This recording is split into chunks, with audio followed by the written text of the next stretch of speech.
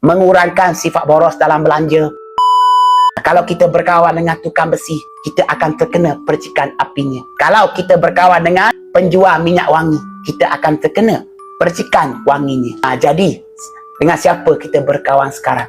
Kalau tuan puan nak berkawan dengan saya, jelas saya akan ajak tuan puan menabur emas supaya keuangan tuan puan juga boleh berubah kepada lebih baik. At least mengurangkan sifat boros dalam belanja, mengekalkan kuasa beli jangka masa panjang, mengelakkan diri keluarga kita ni jatuh miskin secara tiba-tiba.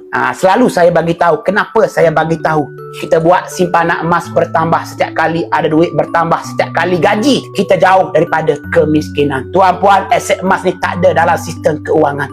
Kerajaan tak boleh bekukan aset emas, tak boleh.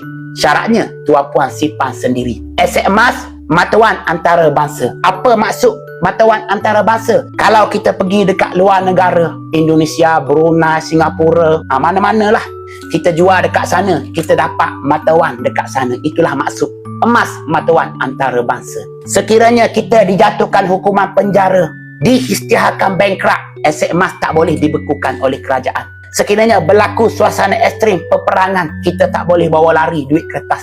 Nilainya akan menjadi kosong. Hanya boleh bawa aset emas sahaja. Kita hanya boleh bawa aset emas sahaja, insya-Allah.